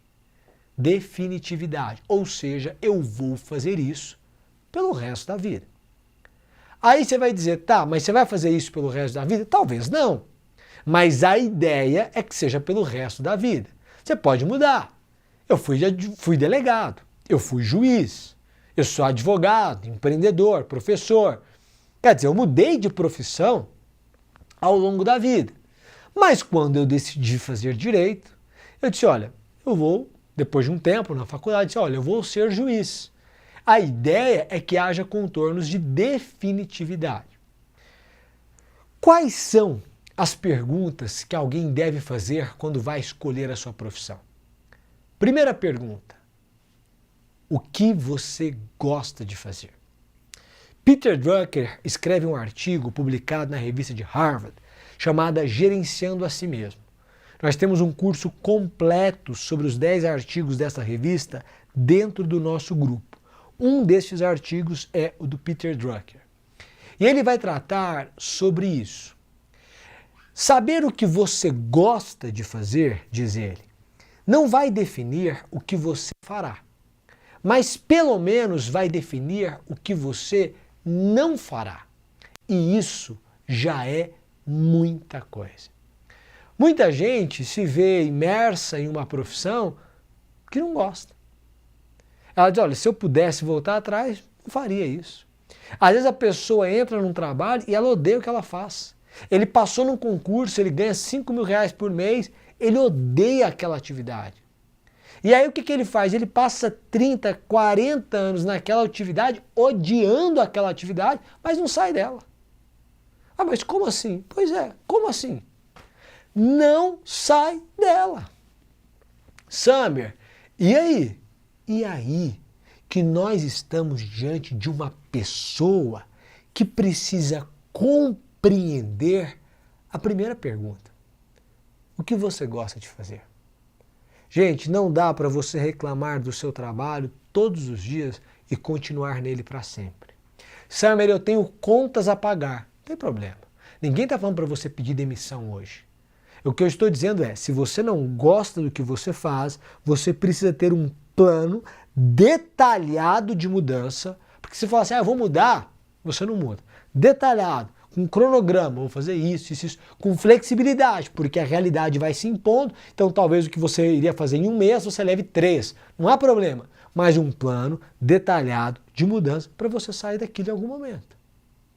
O que você gosta de fazer? Vou te dar um exemplo pessoal. Eu acho muito legal a profissão de diplomata. Então, se você me perguntasse o que você gosta de fazer, eu gostaria de ser diplomata. Passa pela primeira pergunta? Passa. O problema é que ele é reprovado na segunda pergunta. Porque a primeira pergunta é o que você gosta de fazer. A segunda pergunta é que rotina você quer ter. Porque a ideia da rotina, do que você vai fazer diariamente, etc., é uma ideia que tem que estar dentro da sua decisão. Quem não gosta de dormir fora de casa 2, 3 vezes por semana, não pode ser piloto de avião, não pode ser médico plantonista, não pode ser cantor sertanejo. E olha, eu estou falando de gente que ganha muito bem. O cara virou cantor sertanejo, ele é super famoso. Ele vai ter que dormir fora de casa 2, 3, 4 vezes por semana. Ah, isso para mim não serve. Então não serve para você ser cantor sertanejo. Quando eu olhei para a profissão de diplomata, eu pensei o seguinte, como é que funciona? O cara mora a cada 2 anos em um país. Eu tenho um amigo que o pai é embaixador. E ele uma vez me disse o seguinte, que ele morava a cada 2 anos em um país. E você sabe que as crianças, elas formam um vínculo de amizade muito forte entre si quando elas têm 8 anos, 6 anos, 10 anos, viram os melhores amigos. Um dorme na casa do outro, aquela amizade pura mesmo. Beleza? Beleza. Quando ele fazia aquela amizade, ele tinha 8 anos, um era grudado no outro, o pai virava e falava assim, agora a gente vai mudar, não é de casa, não é de bairro, não é de cidade, nós vamos mudar de país. E não é que o cara vai sair da Colômbia e vai para o Equador. Tá tudo aqui na América Latina, tá tudo certo. Não! O cara vai sair da Colômbia e ele está indo para a Arábia Saudita. E depois da Arábia Saudita, 2 anos depois, ele vai sair da Arábia Saudita e ele vai para a África do Sul.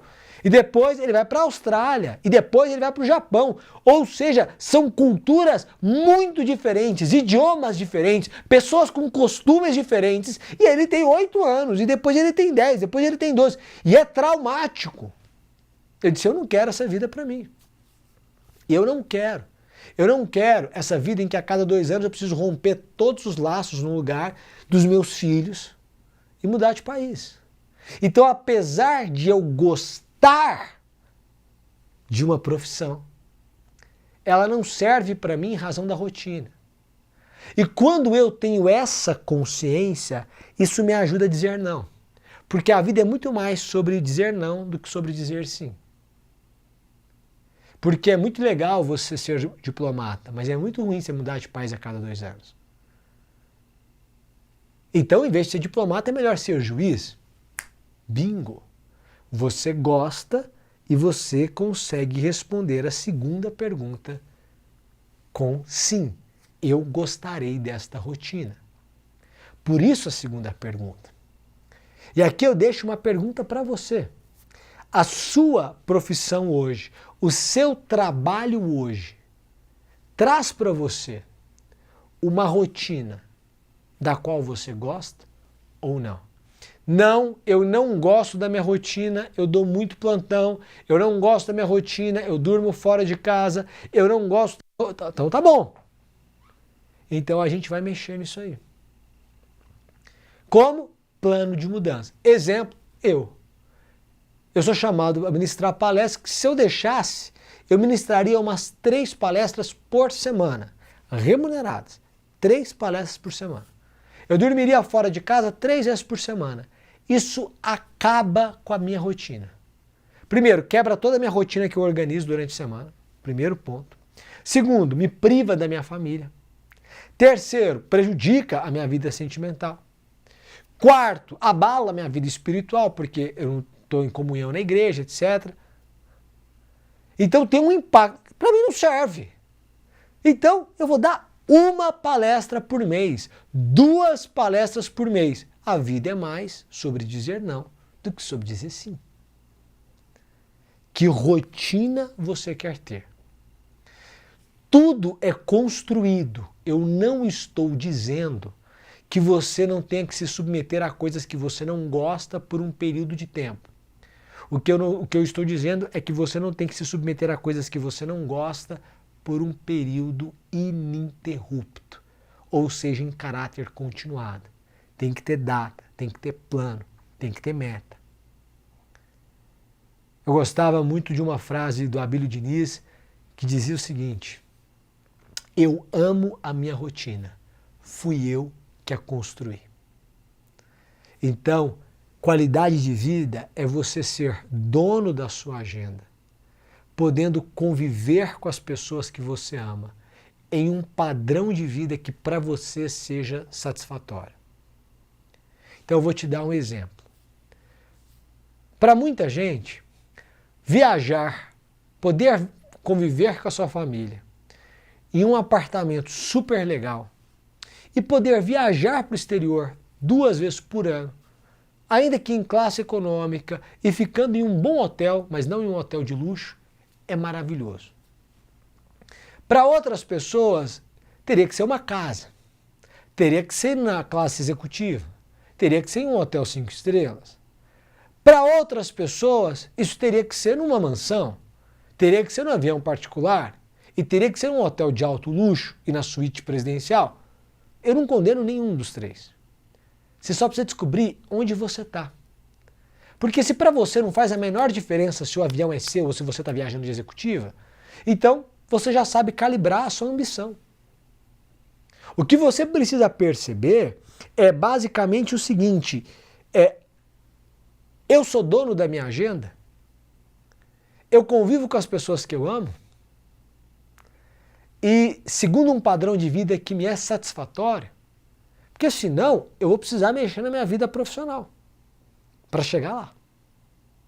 E é por isso que vida profissional é tão importante. A gente vai passando pelos artigos da Harvard Business Review, então a gente já fez um curso completo sobre gerenciando a si mesmo. Agora, um curso completo sobre gerenciando pessoas. Por quê? Porque eu estou formando líderes. Eu quero líderes. Por quê? Porque essas pessoas precisam aprender a liderar. Porque quando você aprender a liderar, e aí a nossa base é Harvard, não é nada mais nem nada menos do que Harvard. Por quê? Porque quando você aprender a liderar, você vai ser mais estratégico do que operacional, do que tático. E quando você se tornar mais estratégico, você vai ter mais tempo livre. O seu tempo vale mais e você tem mais tempo livre. Você ganha mais, você tem mais tempo livre, você tem mais qualidade de vida, você se torna dono da sua agenda. O que é ser rico? É ser dono da sua agenda, convivendo com as pessoas que você ama em um padrão de vida que para você é satisfatório. Qual é a terceira pergunta que deve ser respondida? A terceira pergunta que você deve responder a si mesmo é: quanto eu quero ganhar? Essa é uma pergunta fundamental, porque esta pergunta revela a sua ambição. Eu não tenho problema algum com pessoas ambiciosas, nem com pessoas muito ambiciosas. Eu não gosto de pessoas gananciosas, que são capazes de fazer qualquer coisa para alcançar o resultado financeiro desejado. Elas são capazes de enganar, de mentir, de roubar, de trapacear. Aí não. Mas se a pessoa é muito ambiciosa e honestamente quer crescer, qual o problema? Esta é uma pergunta que demanda de você uma resposta de absoluta ou com absoluta sinceridade. Eu pergunto a você, e eu quero que você, por gentileza, só que nesta câmera, eu pergunto a você, eu quero que você responda para mim com absoluta sinceridade. Quanto você gostaria de ganhar? Quanto? Quanto? Samer, eu gostaria de ganhar 10 mil reais por mês. Não tem problema. Samer, eu gostaria de ganhar 50 mil reais por mês. Não tem problema. Não é assim, eu acharia bom se eu ganhasse 5 milhões por mês. Eu acharia bom é diferente do que eu quero, do que eu estaria satisfeito. Você precisa saber quanto você estaria satisfeito. Isso é importante por dois motivos. O primeiro é que você estabelece o seu suficiente. E depois você só precisa corrigi-lo com a inflação. E o segundo é que você descobre o tamanho da sua ambição e isso vai te ajudar a definir sua profissão. Por quê? A escola vendeu pra gente uma visão muito romantizada sobre profissão. Você tem que fazer o que você gosta. Você tem que fazer o que você ama. Ame o que você faz e você não precisará trabalhar nem um dia sequer. Mentira, mentira, mentira. Ame o que você faz e você terá que trabalhar vários dias e você terá que fazer várias coisas das quais você não gosta para poder fazer a coisa que você gosta. Eu não gosto de planilha, mas eu sou obrigado a olhar planilha. Por quê? Porque eu gosto de empreender. E para empreender com sucesso, eu tenho que estar de olho nos custos. Então, eu preciso contratar gente que goste de planilha, mas eu preciso olhar as planilhas. Eu preciso estudar as planilhas. Por quê? Porque para fazer o que eu gosto, eu preciso fazer coisas que eu não gosto. Tem nada a ver. A visão que entregaram para você é uma visão absolutamente romantizada e é uma visão equivocada. Porque ela responde só a primeira pergunta. Ela não responde a segunda, sobre qual é a rotina que você gostaria de ter, ela não responde a terceira. Quanto você gostaria de ganhar? Porque a verdade é a seguinte, se você não é bem remunerado por aquilo que você faz, ainda que você goste daquilo que você faz, depois de um tempo você vai parar de gostar. Samer, eu amo ser professor. Eu vou te pagar R$ 1.500 por mês pelo resto da vida para você ser professor, ir para a sala de aula, corrigir prova, falar, acabar com a sua corda vocal, ensinar, lidar com aluno chato, com pai de aluno mais chato que o aluno, etc. Depois de 20 anos você não está aguentando mais ficar em pé, você está cansado, sua avó já foi embora, você ganha R$ 1.500 por mês, você está desanimado. Eu amo ser professor, mas eu preciso ser bem remunerado por isso. A verdade é que a internet passou a permitir que os professores sejam bem remunerados, desde que eles estejam na internet. Então, se você é professor ou pretende ser, você precisa estar na internet. Agora veja um ponto que eu quero dizer a você. Eu preciso que você entenda que esta resposta vai orientar a decisão da sua profissão. Porque eu posso amar história, eu posso amar a rotina de um professor de história, mas pode ser que eu não ame a remuneração de um professor de história. E isso pode fazer com que eu desista de fazer história. Claro que hoje com a internet mudou muito isso. Mas isso nos ajuda a tomar decisões. Eu posso amar ser piloto de avião. Eu posso amar a rotina dinâmica de um piloto de avião, mas eu posso não gostar da remuneração de um piloto de avião. Eu preciso saber qual o tamanho da sua ambição, porque isso vai fazer você calibrar ou escolher com sabedoria a sua profissão. E vai ajudar você a dizer não. A vida é mais sobre dizer não do que sobre dizer sim. Isso vai te ajudar a convencer o seu filho. Vamos imaginar o seu filho. O seu filho vira para você e diz assim: ah, eu quero ser X. Se você disser para ele, você não vai ser, seu filho tem 16 anos, não vai ser, não vai ser, é um adolescente. Se você disser que não, ele vai falar assim, eu vou. Aí ele vai fazer contra a sua vontade e tal. Em vez de você dizer isso, você fala assim, não, perfeito, filho, vamos fazer o seguinte, vamos junto entender o que esse cara faz, como é que funciona essa profissão, como é que essas pessoas vivem, que rotina elas têm, para você saber de tudo e tomar a sua decisão. Eu vou te apoiar na sua decisão. Beleza? Beleza. Aí você leva o seu filho na faculdade. Você pergunta quanto é que ganha uma pessoa recém-formada naquela profissão. Que rotina ela tem. As pessoas com 10 anos de formado, quanto elas ganham, onde elas moram, que carro elas têm, que viagem elas fazem. E aí você vai mostrando pro seu filho, olha, a gente foi lá, você viu, o cara com 10 anos de profissão é isso aí. Ele não tem carro ainda. Ele não consegue viajar, ele não pode ter um filho. Mas a decisão é sua. Aí o seu filho fala assim, não, então eu não quero isso aqui. Vou fazer isso como segundo curso. Você falou para ele, não faz isso, vai fazer isso como segundo curso? Não. Você falou, não, você vai decidir. Mas vamos lá descobrir. Na verdade, você fez a terceira pergunta. Quanto você quer ganhar? Porque esta é uma pergunta que você deve responder a si mesmo. Responda a si mesmo na data de hoje. Quanto você quer ganhar? Você sabe disso? Porque isso deve definir o seu plano de mudança profissional. E aí a gente avança para a próxima área da vida. E a próxima área da vida é a vida financeira. E você sabe, a maioria das pessoas tem algum problema financeiro. A maioria das pessoas está insatisfeita de algum modo com a sua vida financeira. É porque elas não receberam educação financeira. E essa é a verdade. Veja, a gente passa por problemas na vida profissional. Aí você vai dizer, gente, eu passo, mas eu não respondi essas 3 perguntas. Veja, era uma questão de sabedoria.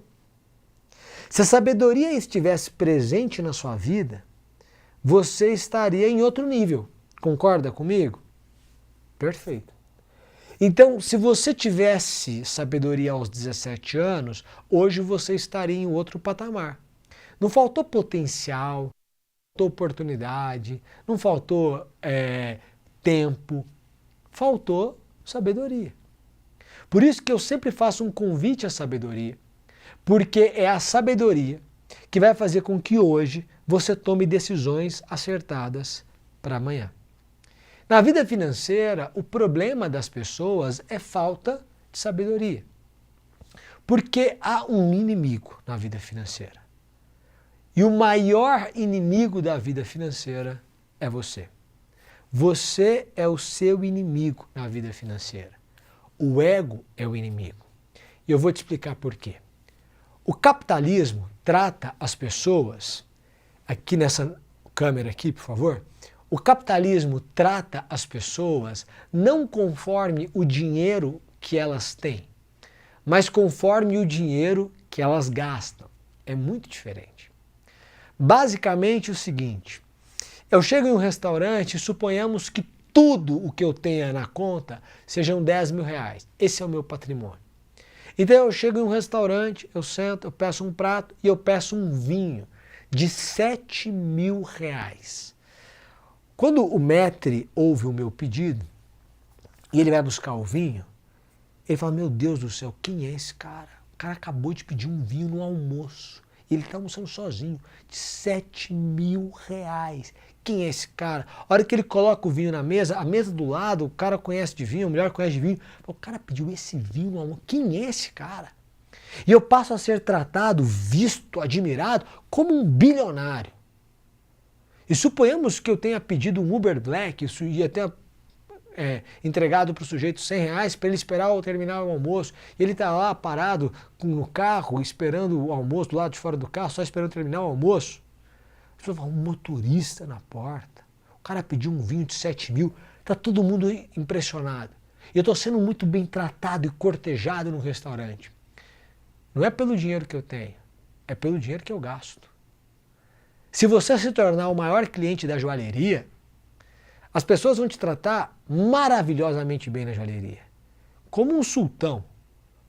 Não é pelo dinheiro que você tem, é pelo dinheiro que você gasta. Então, como o capitalismo, ele vai tratá-lo conforme o dinheiro que você gasta, não conforme o dinheiro que você tem, isso impulsiona o consumo. Porque para ser bem tratado, eu tenho que gastar dinheiro. E quanto mais eu gastar, mais bem tratado, mais bem visto, mais bem quisto eu serei. É um estímulo. E aí é o seu ego, é a sua vaidade, é o seu desejo de destaque que vai conduzindo você para o buraco. Cuidado! A vaidade pode nos conduzir para frente. O sujeito quer ser reconhecido, uma das lutas do ser humano existenciais é pelo reconhecimento. Então ele vai lá, ele estuda, ele se torna médico, ele se torna juiz, ele empreende. Perfeito. A vaidade o conduziu para frente. Essa mesma vaidade agora pode ser a razão da sua queda. Vai fazer você assumir compromissos que você não é capaz de honrar, vai fazer você gastar, vai destruir o patrimônio que você tem ou vai impedir que você construa um patrimônio. O ego é o seu inimigo. Controle sempre a sua vaidade na vida financeira. Preste atenção para ver se você não está assumindo um padrão de vida não condizente com a sua remuneração. Por exemplo, uma pessoa que ganha 10 mil reais por mês deve ser capaz de viver com 7 mil reais por mês, poupando 30%. Ah, ela tem filho, poupando 20%. Summer, eu não consigo. Olha, infelizmente, você está vivendo então em um padrão de vida acima do que a sua receita permite. Ah, mas os gastos são... É porque você está vivendo em um padrão de vida. Há quem ganhe 5 mil reais por mês e esteja vivendo com 5 mil. Então, se você ganha 10, você não pode gastar 10. Então, você vai ter que diminuir o seu padrão de vida ou vai ter que aumentar a sua receita. Qualquer pessoa que conferir os seus gastos vai perceber que ela pode acomodá-los de forma a diminuir os gastos sem abaixar o seu padrão de vida. É mudar o supermercado, mudar o dia em que você faz a compra, é fazer uma compra mais bem pensada, é trocar o restaurante, é mudar a marca da roupa que você usa sem mudar a qualidade daquilo que você veste, é comprar nas épocas certas, comprar na promoção, é ter planejamento. São mudanças que às vezes não impactam sequer no seu padrão de vida, mas impactam nas suas despesas mensais. O ego é o seu inimigo. O segundo ponto que eu quero dizer sobre vida financeira é: urgentemente tenha uma segunda, e se você tiver uma segunda, uma terceira fonte de renda. Preste atenção.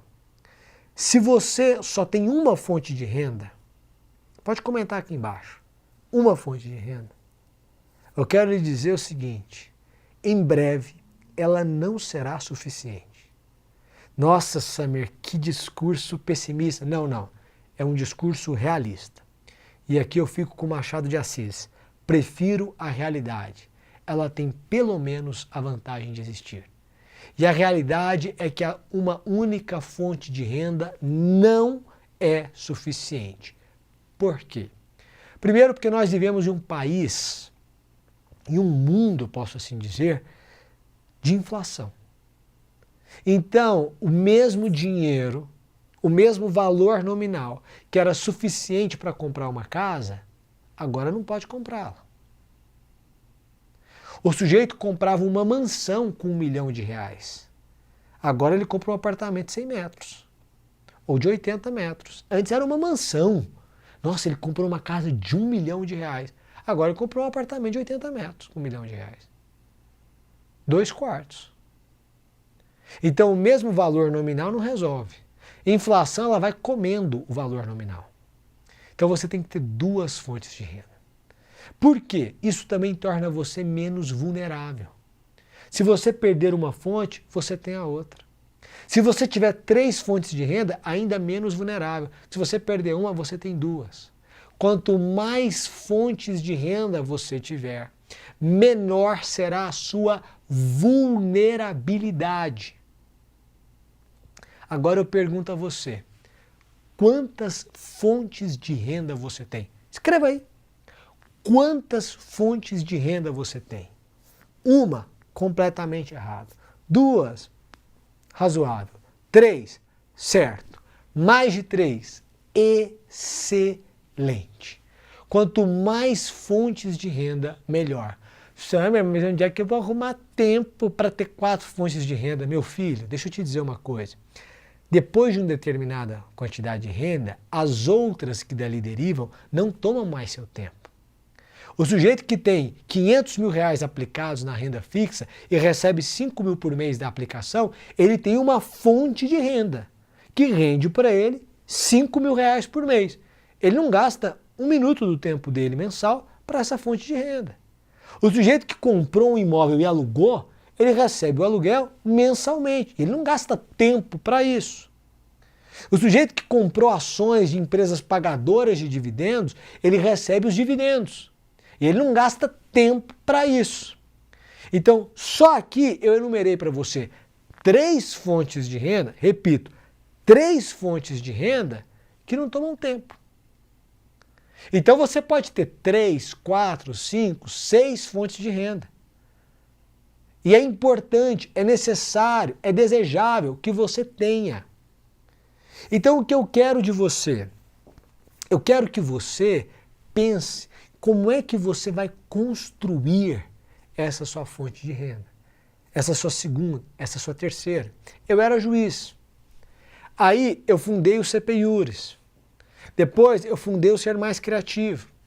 Vivi um padrão de vida abaixo daquilo, e ainda vivo, abaixo daquilo que minhas condições permitiam e permitem. Isso faz com que eu poupe e faz com que eu aplique esse valor. E eu aplico em diferentes fontes. E aí você vai tendo diferentes fontes de renda. É isso que você tem que fazer. Então, eu quero que você multiplique as suas fontes de renda. Samir, como? Aí você vai pensar. Eu posso trabalhar numa empresa e eu posso arrumar um outro trabalho. Esse outro trabalho vai me gerar uma renda, essa renda vai servir só para comprar ações de empresas pagadoras de dividendos. Depois de 5 anos, eu vou estar recebendo um belo dividendo, de tempos em tempos, a cada 3 meses, ou mesmo mensal, enfim, de diferentes empresas. Isso acaba sendo mensal. Ok. Então eu passo a ter a fonte de um trabalho, a fonte de outra, a fonte de dividendos. Ah, Samir, mas esse outro trabalho aqui é muito exaustivo. Tá, mas aí depois eu tirei, eu passo a ter 2, uma em que eu trabalho, a outra que não usa do trabalho. Eu vou empreender em algo correlato com aquilo que eu faço. Eu sou dentista, eu vou começar a fazer consultório para alugar para outros dentistas recém-formados. Eu passei no concurso para auditor fiscal, eu vou começar a fazer mentoria para quem quer ser auditor fiscal. E aí dessa receita eu vou aplicar e nessa aplicação eu vou ter mais dinheiro. Eu vou escrever um livro e vou receber direitos autorais. Então eu vou tendo diferentes fontes de renda. E isso vai mudando, vai tirando de mim a vulnerabilidade, vai mudando a minha receita e meu padrão de vida pode aumentar. Porque a minha receita está aumentando. Mas não aumente o padrão de vida na mesma proporção. Cuidado. Cuidado. Porque gastar mais é fácil. Você tem que ganhar mais. E aí você pode ir subindo aos poucos o seu padrão de vida. Em relação à vida financeira, eu quero que você entenda o seguinte. Se a vida é uma expressão do tempo, dormir é um modo interino de morrer, diz Machado de Assis. Para facilitar a conta, imagine um sujeito que dorme 8 horas por dia. Ah, eu não durmo, eu durmo 6, eu durmo 5, eu durmo 7, tá? É só para facilitar a conta. O sujeito dorme 8 horas por dia, restam 16. Ele trabalha 8 horas por dia, restam 8. Então, das 16 horas líquidas de vida, já que dormir é um modo interino de morrer, ele trabalha 50%. Se ele trabalha 50% da vida, então eu sei quanto vale a vida dele. Vamos supor que você ganhe muito bem, que você ganhe 16 mil reais por mês. 16 mil. Se você trabalha 40 horas por semana, você trabalha 160 horas por mês. Se você ganha 16 mil reais por mês, quer dizer que você está vendendo a sua hora por 100 reais. Quer dizer que a sua vida, a hora da sua vida vale 100 reais. Eu estou comprando metade da sua vida por 100 reais a hora. Então a sua vida vale 32 mil por mês. Eu estou pagando 16 mil e eu estou tomando metade da sua vida. Deu para entender? Deu para entender. Se você está trocando sua vida por dinheiro, a coisa mais inteligente que você pode fazer é pegar esse dinheiro e aplicá-lo para que ele lhe dê tempo livre depois. Porque o maior dividendo que o dinheiro pode lhe dar é tempo livre. Para você ficar com as pessoas que você ama, para você fazer o que tiver vontade, para você poder ter qualidade de vida. Quem ensina isso é Morgan Housel, em Psicologia Financeira, que é uma obra da qual eu construí um curso completo, chamado Psicologia Financeira, um curso completo que está no nosso grupo. E aí, quando você lê essa obra, quando você entra nesse curso chamado Psicologia Financeira, você vive uma verdadeira revolução na maneira como você lida com o dinheiro, como você cuida do dinheiro. Porque você começa a entender que nada paga uma boa noite de sono. Não adianta eu me endividar e eu não conseguir dormir. Porque eu resolvi passar o Réveillon em Trancoso, esquiar em janeiro e depois em julho eu fui para a França. Porque eu comprei uma casa maior do que eu poderia, porque eu financiei o carro, porque eu me atolei em prestações. E você pode ganhar 3 mil e se perceber atolado em prestações, e você pode ganhar 300 mil e se ver atolado em prestações. E não vale a pena. O maior dividendo que o dinheiro pode lhe dar é tempo livre. É vida tranquila, é vida mais calma. E aí, o que eu quero lhe dizer e aonde eu quero chegar com você? Em termos de dinheiro, eu preciso que você aprenda a poupar. Despesa. É um tripé. Despesa, receita. Eu quero que você aumente a sua fonte de renda. Que você ganhe mais. Receita e investimento. Eu quero que você aprenda a investir. Para que então esse dinheiro investido possa devolver mais receita para você e você se preocupe menos com a despesa, para que você possa até mudar de padrão de vida se for do seu desejo, sem que isso comprometa a sua paz, sem que isso comprometa a sua segurança. Receita, despesa e investimento. você precisa ter tudo isso organizado. Porque se você tiver tudo isso organizado, num plano de longo prazo, a sua vida vai ser muito mais tranquila. Quando eu tenho um plano, eu consigo dizer não. Se eu quero poupar 5 mil por mês, 60 mil por ano, e eu cheguei no fim do ano e eu consegui poupar, alguém me chamou para passar o Réveillon em Jericoacoara e vai custar 30 mil reais para passar o Réveillon lá, eu não vou. Ah, mas é só a vida. Não, mas dentro da minha meta está poupar 60 mil por ano. Eu não posso gastar 30 no Réveillon em Jericoacoara. Eu vou para outra praia, eu vou fazer outro esquema. Infelizmente, até gostaria de ir, mas eu não tenho condições de ir. Mas, cara, você tem 60 mil na conta, claro que você tem condições de ir. Não tenho. Porque eu preciso poupar. Depois de 5 anos, eu vou ter ali com a aplicação 350, 400 mil reais, e o meu amigo que foi para Jericoacoara toda vez não vai ter nada. E depois de 5 anos pode surgir uma oportunidade ou uma necessidade. Uma oportunidade, vão abrir um negócio, vai custar 200 mil para cada um, 3 amigos, cada um vai botar 200, são 600 mil para fazer aquele negócio. O que não tem nada vai ficar de fora. Daquele negócio surge uma empresa gigante, uma empresa pujante. A gente vende essa empresa depois de 10 anos por 20 milhões de reais, 21 milhões de reais. Cada um põe 7 milhões no bolso, o outro não pôs nada. Porque passou o Réveillon em Jericoacoara. E também pode ser que surja uma necessidade, um tratamento, alguém que precisa de ajuda na sua família e você tem, e o outro não tem.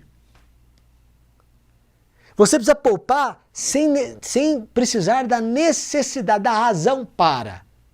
Ah, eu vou poupar para quê? Para comprar um apartamento, para trocar de carro, para ajudar uma pessoa? Não, você vai poupar por poupar. Aguarde a oportunidade ou a necessidade. Ah, mas e se não vier nem a necessidade, nem a oportunidade? Virá a tranquilidade. Você vai dormir em paz. O comércio não está tão bom como era. Você está tranquilo, você tem muito dinheiro, você tem o dinheiro guardado. Aquilo ali paga suas contas por 2, 3 anos que você tem na reserva. Está tudo certo. Entendeu? Entendi.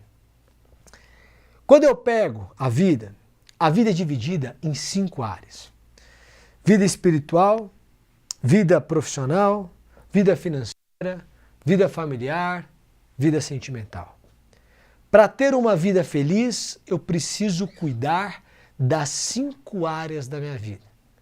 Se você cuidar das 5 áreas da sua vida, você vai conseguir construir uma vida feliz. Eu faço isso. Há milhares de pessoas que decidiram fazer isso comigo. E aí a gente fundou o nosso grupo, um grupo de pessoas que decidiu cuidar das 5 áreas da vida. A cada semana eu disponibilizo uma aula, que pode ser minha ou pode ser de um convidado meu. Mas a maioria das aulas são minhas. Cada semana a gente dá um enfoque para uma área diferente. Então se a gente nesta semana deu enfoque para a vida espiritual, na semana seguinte vai ser para a espiritual, para a sentimental, na semana seguinte para a financeira, depois para a profissional, depois para a familiar e aí a gente volta para a espiritual. A aula tem uma duração de 30 minutos. E ao fim da aula eu sempre lanço um desafio de aplicação prática imediata. Por quê? Porque eu não quero só a teoria, eu quero a prática. Eu quero a pessoa efetivamente mudando a vida dela. Eu quero que a pessoa do meu grupo olhe e diga o seguinte, cara, eu passei a fazer parte do nosso grupo e a minha vida mudou.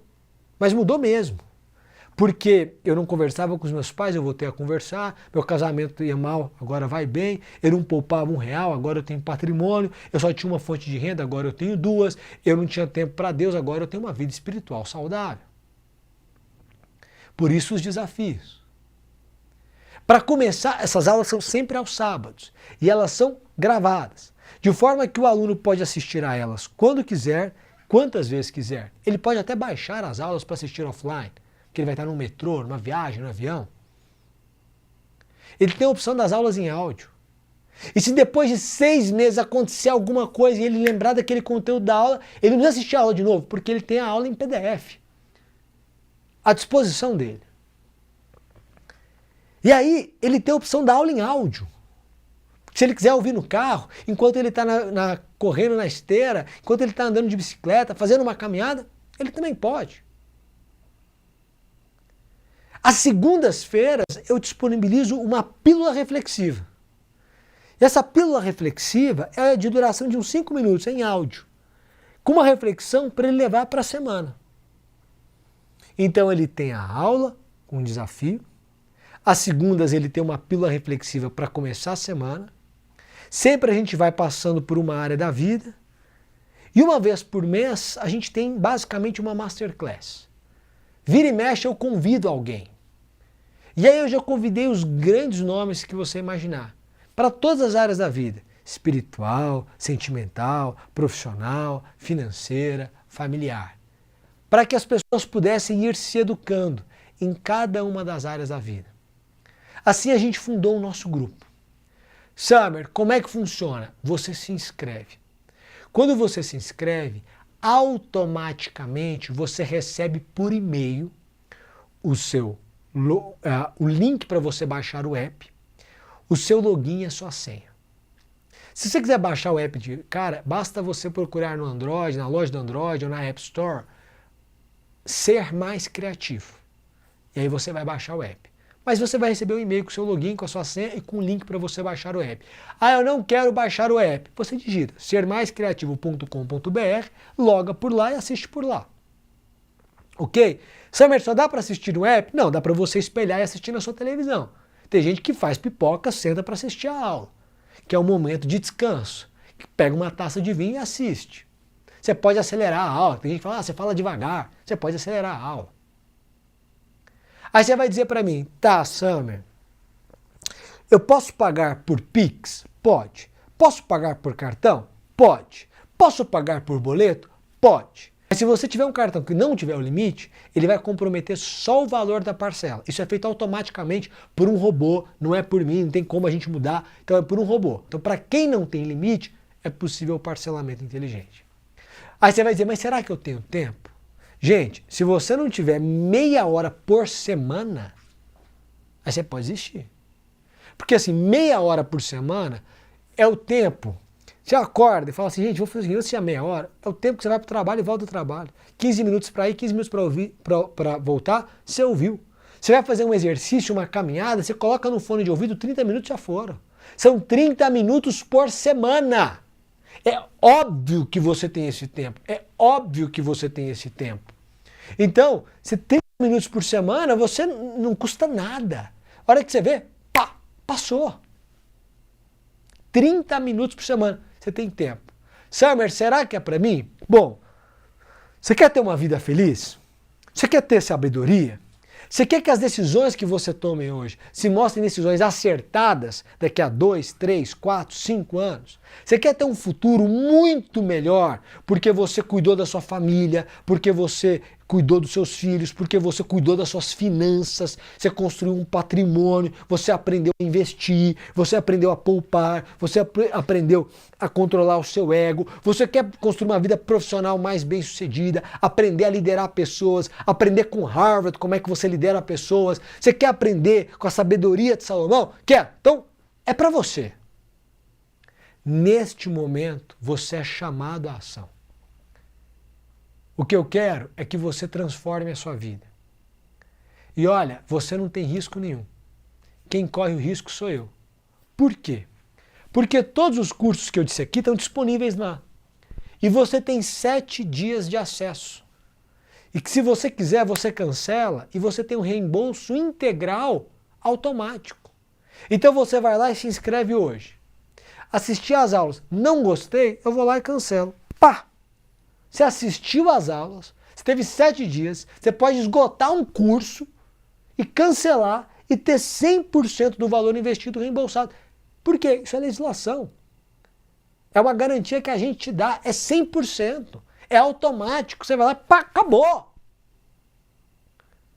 Então você tem esses 7 dias para você fazer isso. Não há risco. Se alguém corre risco, sou eu, de você entrar, assistir e ir embora. Quando você pertence ao nosso grupo, você começa a cuidar das áreas da sua vida e a sua vida tem muito mais sentido.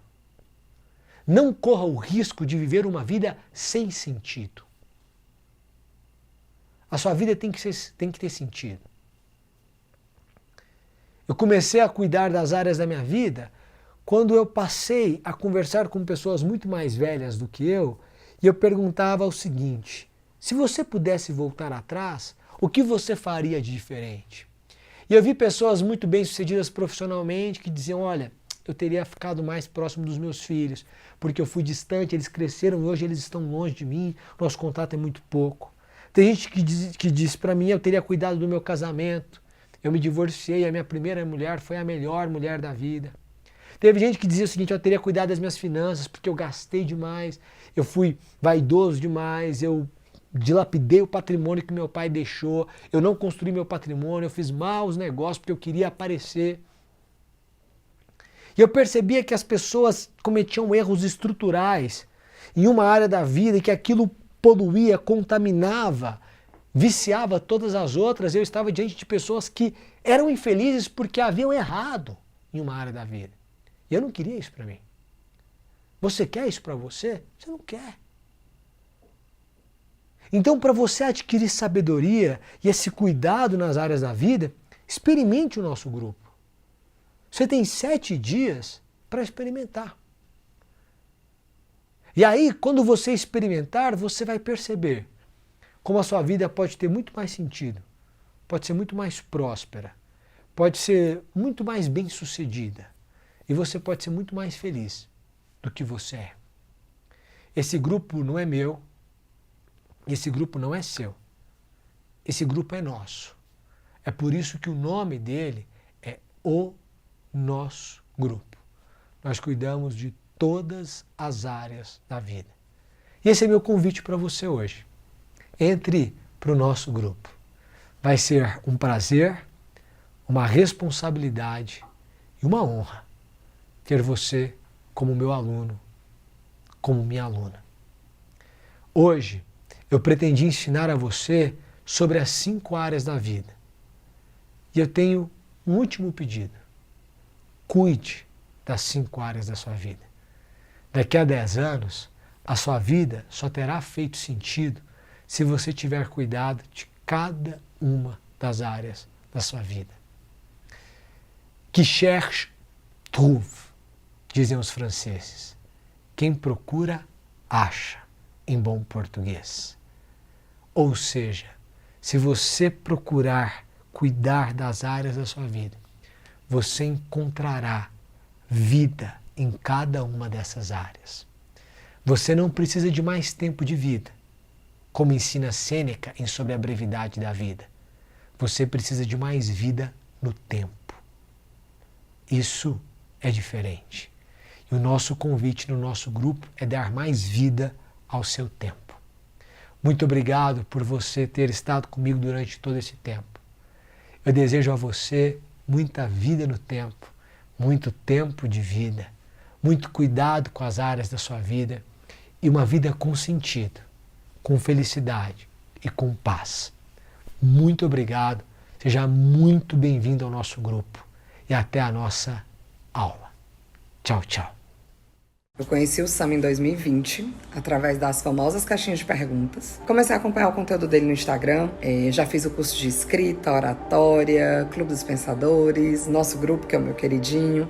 Sou da primeira turma, renovo todos os anos. E no nosso grupo, nós criamos uma autorresponsabilidade em cuidar melhor das áreas da vida. No curso, a gente aborda 5 áreas da vida, onde uma complementa a outra. E fazendo isso com pessoas que têm o mesmo propósito, traz uma leveza, fica mais fácil. Então, assim, eu só tenho a agradecer ao nosso grupo, ao Summer, pela forma como ele aborda e traz todos os assuntos pra gente, semanalmente, tá, gente? Dizer que o nosso grupo foi uma transformação e um divisor de águas na minha vida, por exemplo. Olá, eu sou Vanessa Miller e sou aluna do nosso grupo já desde 2023. Renovei a assinatura agora em 2024 e vim aqui falar um pouquinho do que significa esse aplicativo que fala das diversas áreas da vida. Tem aí melhorado a minha vida significativamente desde que tenho assistido às aulas do Summer. A minha vida familiar teve uma renovação muito linda, que laços foram refeitos. Desde a primeira aula que eu assisti da vida espiritual, teve um desafio muito bonito. Minha vida espiritual melhorou bastante, tenho tempo para minha vida espiritual. Minha vida profissional também melhorou muito. A minha vida financeira é indescritível o que aconteceu com ela, melhorou bastante. E se eu pudesse resumir esse aplicativo em 2 palavras, seria respeito e gratidão. Você sente que sua vida estagnou, profissionalmente não muda nada, financeiramente piorou, porque apesar de você ganhar o mesmo tanto, esse mesmo tanto não resolve mais. E a família vive em conflitos. Pois é preciso cuidar de cada uma das áreas da vida. E isso é plenamente possível. Há um grupo de pessoas que decidiu fazer isso e que vem cuidando das 5 áreas da vida de forma concomitante, com profundidade, com leveza, crescendo em todas elas. E esse é o meu convite para você hoje. Participe do nosso grupo. Você é muito bem-vindo, muito bem-vindo.